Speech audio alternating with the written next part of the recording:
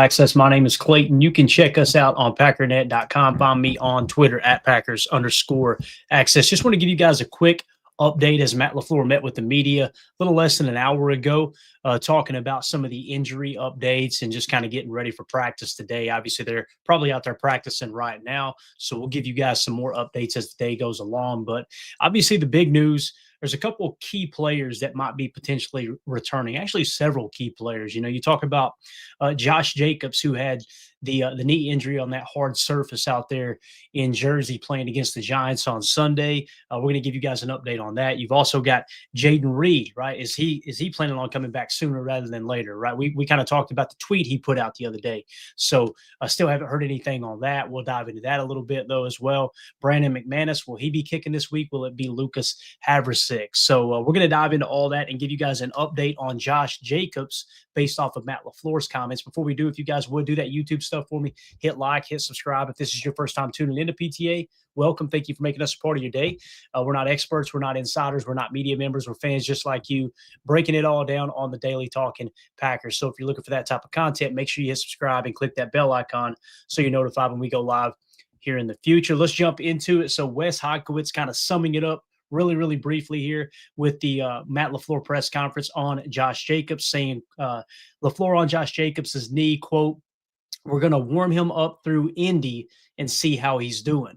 Okay, now if you're wondering, Indy, where are they going to Indianapolis? Now that stands for individual drills, as Weston Hodkiewicz had confirmed there. So they're going to have him go through individual drills today at practice to kind of see how the knee responds. Now, obviously, we have seen no pictures of the knee, and they're not going to show us any pictures of the knee. You've seen some contusion pictures, and the knee is extremely swollen. You've seen others that's just a slight looking bruise.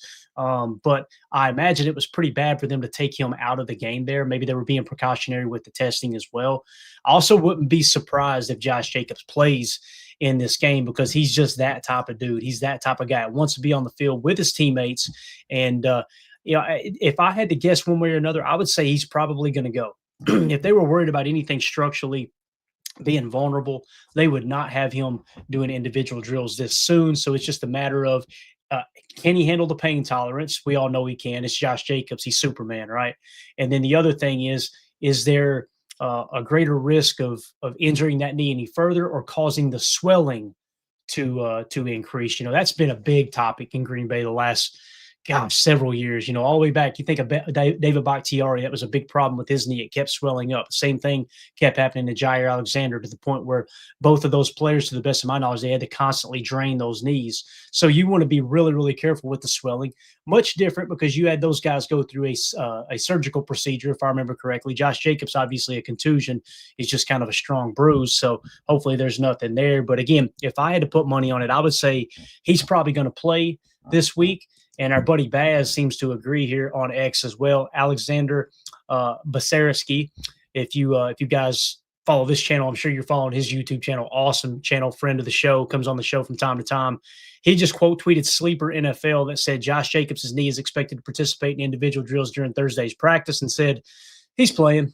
So me and Baz seem to be on the same page there. I would be very, very surprised if Josh Jacobs does not play come Sunday against the Minnesota Vikings. And it might be one of those things like we talked about earlier in the week too, where I could see them having him active, but really lean on Emmanuel Wilson. That you get on crucial downs, down and distances, situations where maybe you want to involve him in the passing game a little bit too, which is where he's been very effective this year as well.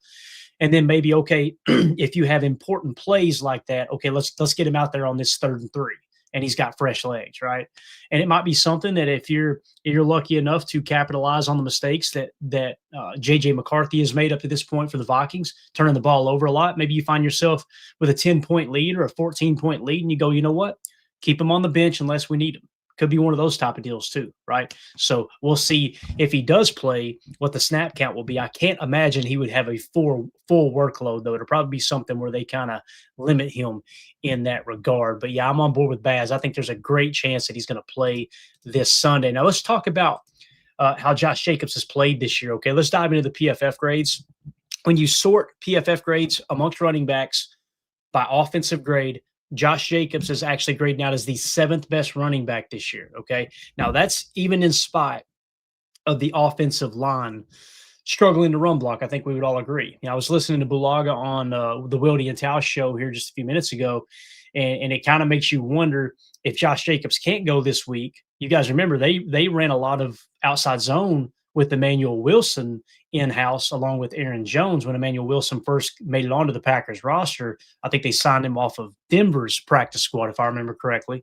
So maybe they press into a little more outside zone, a little more flow, right? And if Josh Jacobs isn't in the lineup, and maybe that unlocks something with this offensive line because you did go from.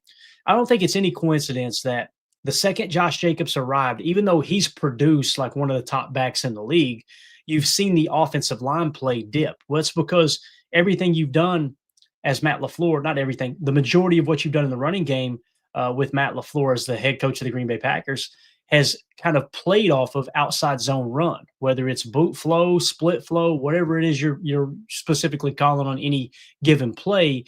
Everything's geared around wide zone boot scheme, right? Well, Josh Jacobs arrives, and all of a sudden you really pressed heavily into duo and a little bit of power, a little bit of pin and pull, some counter, things like that. Now, you've always ran in pin and pull. It's a zone run with a portion of the offensive line / tight ends that pin and another portion of the offensive line that pulls. That's why it's called pin and pull, but it is kind of a zone type scheme. It's not a exact gap like a power or a counter scheme. So with all that being said, maybe they press into a little outside zone if Josh Jacobs isn't in the lineup. But nonetheless, Josh Jacobs, 80.9, grading that really, really well. His run grade is 78.3. But the big thing I want you to key in on, the X factor for Josh Jacobs since he got to Green Bay, and it's funny too because with the Raiders, this was basically non-existent. We knew he could catch the football coming out of Alabama, but then he got to the pros, and it was like I don't think he had even had a single receiving touchdown until he got to Green Bay. So it's like they couldn't unlock that with him out there with the Vegas Raiders. But nonetheless, with Green Bay this year, an 88.1 receiving grade at the running back position is really, really impressive. So that's been something that's gotten unlocked with Josh Jacobs when he came to Green Bay. And that's a huge factor in the game plan, in my opinion, too, man. You want him catching the football out of the backfield. Now, can Emmanuel Wilson catch the ball? Absolutely, he can catch the ball. But it's not his strong point. That's something that Josh Jacobs has proven he can do. I was going to see if we could find Emmanuel Wilson. Of course, he may not have, probably ain't got the amount of snaps. If we ignore the minimum snaps here for just a second, let's see if we can find Emmanuel, because I imagine he's significantly lower. There's Chris Brooks at a 67. Let's climb on down just a little bit. I want to see what Emmanuel Wilson's receiving grade is here according to PFF. So Emmanuel Wilson's overall grade, 55.9. Yeah, receiving grade is a 29.9 for – no, that's pass blocking. I apologize. Let me go back down real quick. Emmanuel Wilson's receiving grade is a 39.4. So if you do have to lean on Emmanuel Wilson, who we all have a lot of confidence in running the rock, he's struggled in the passing game according to PFF. Again, take it for what it's worth there. That's an aspect, however, of the offense that I think is really, really unlocked when Josh Jacobs is on the field for sure. Let's hop over to NFL Pro now, and I want to point out what another thing Josh Jacobs has been really good at. Now, you'll notice his yards per carry are down this year, right? Like if we go he's second in the league in rushing touchdowns, right? At 11. You're thinking, oh, hell, he's second best running back in the league. Well, 3.8 yards per carry. Now, immediately people go, well, that's because the offensive line sucks. Well, if the offensive line sucks at run blocking, you look at PFF, they kind of agree. They think Green Bay does struggle to run block. However, PFF has always graded the Green Bay Packer offensive line and run blocking extremely low since Matt LaFleur got here, which led me to believe whoever's watching the tape at PFF, maybe they don't understand that zone scheme as well as someone who watches the Packers on a regular basis. However, 3.8 yards per carry, if you want to chalk it up to the offensive line, to me, I can't do that. And I'm going to explain why. If you look at some of the advanced metrics over here on NFL Pro, rushing yards over expected, right? It kind of removes that stuff. You know, when you're talking about these specific situations, he's a minus 27. Like that's pretty bad. Rushing yards over expected per carry is a minus 0.2. So that would suggest he's not doing the things that he did last year, whereas rushing yards over expected were through the roof. He's not doing those things as well this year as he did last year. However, he is catching the ball really well, and he's got 11 rushing touchdowns. You get inside the 10, Josh Jacobs is not going to be denied, right?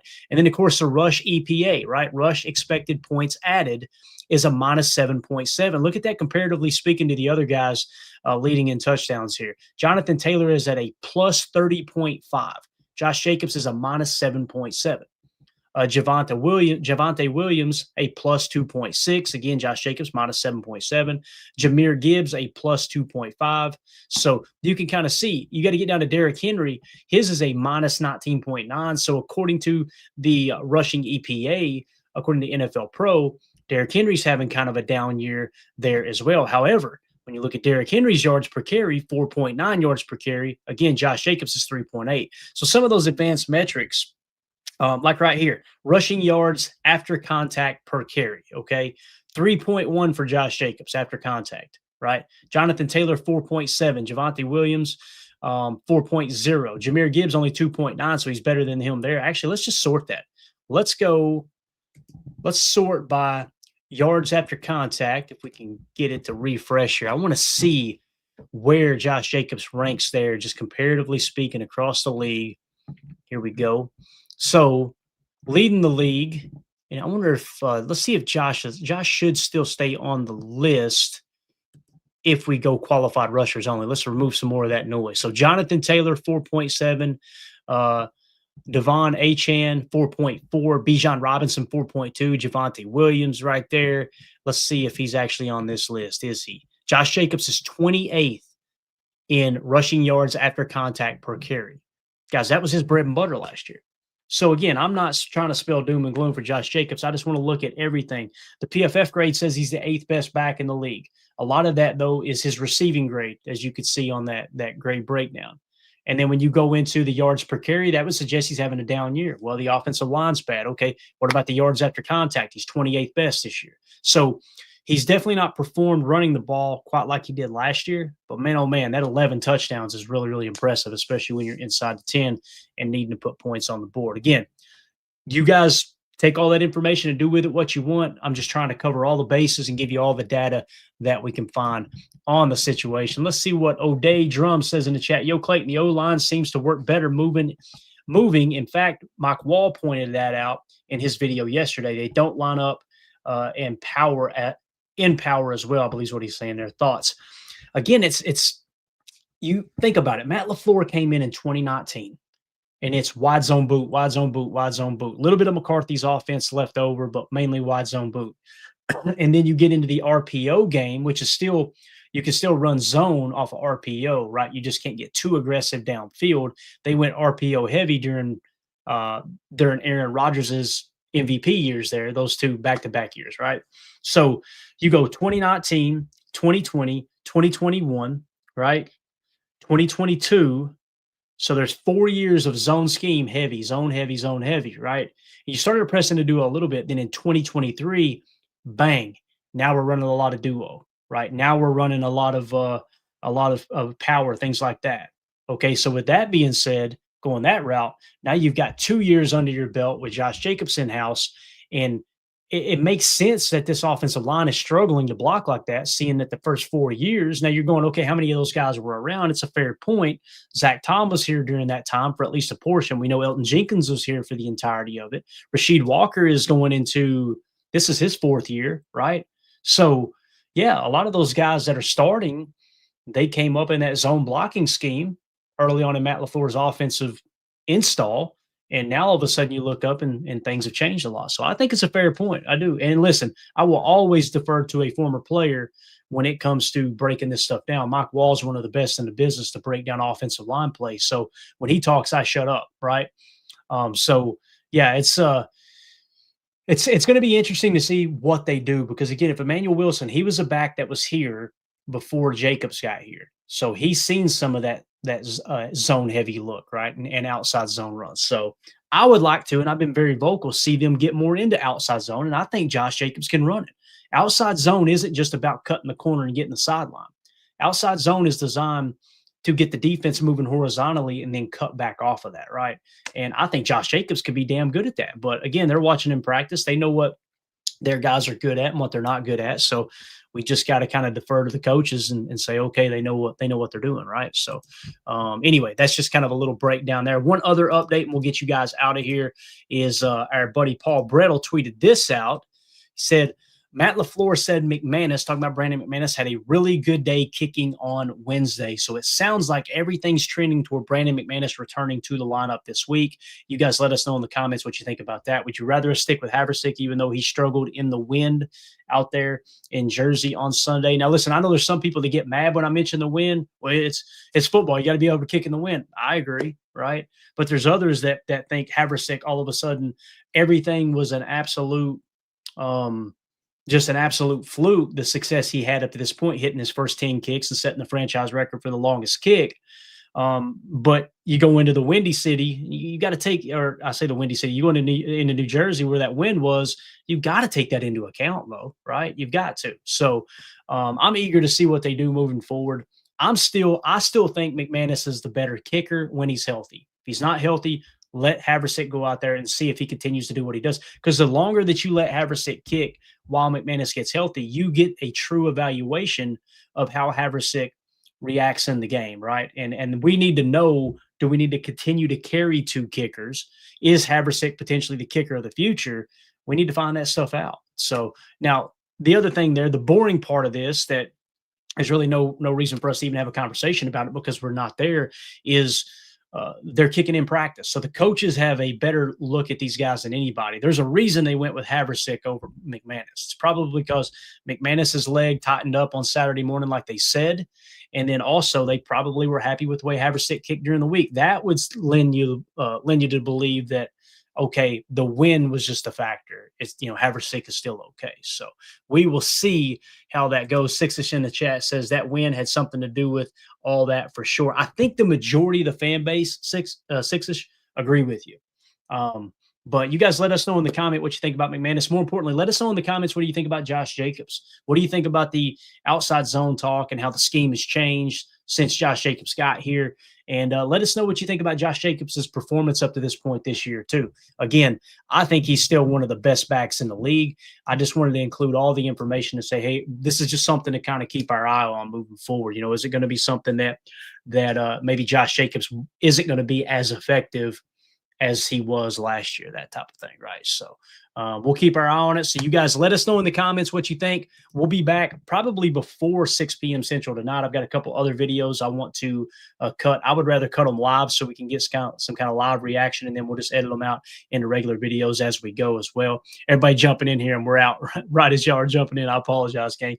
You guys can rewind it back, go back, watch the video. Just a little Josh Jacobs updates, all this was. But if this was your first time tuning into PTA, thanks for hanging out. Make sure you guys hit subscribe, click that bell icon so you're notified. Hit the like button as well. But that way you're notified when we go live in the future, like later on this afternoon for a little Rashawn Gary talk, breaking down the numbers. Is he struggling as bad as some of the media is making it out to be? Christian Watson, boy, if you guys are in the Patreon group, you've seen the article I put up, all kinds of game tape and everything, breaking down how effective he's been absolutely awesome. We'll hit on that a little later as well. But again, hit that like button, hit the bell icon. We'll see you guys in a little bit. My name's Clayton. This is PTA. Go Pack Go. Here we go. We're out. Bye, guys.